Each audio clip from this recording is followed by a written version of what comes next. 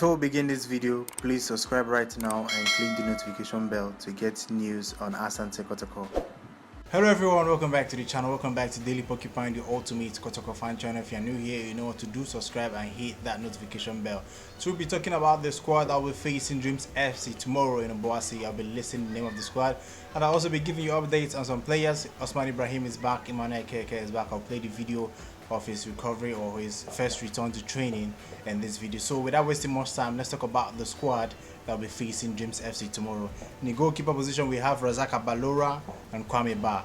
Then defenders, we have Christopher Nete, Emmanuel Frimpong, Ibrahim Moro, Patrick Asma, Ismail Ganiyu, Habib Mohamed, Yusuf Mubarak. The midfielders, we have Emmanuel Jimfi, Fabio Gama, Mudassir Salifu, Godfrey Desiema, and Kwame Edom Frimpong. Emmanuel Keke is not fit to make the squad for this particular game.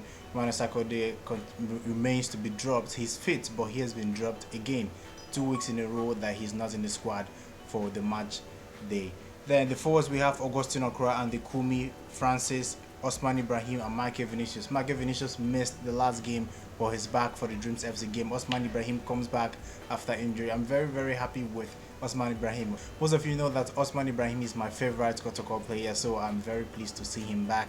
Then as for Manuel Keke, he's back from injury, and I know fans will be happy to see Manuel Keke back because he's one of the players that we want to see back in the team because of his presence in the midfield and how important he is for Kotoko. So I'd like to know your thoughts on the squad and also on Emmanuel Keke. So if you're new here, please subscribe and hit that notification bell. Till next time, guys.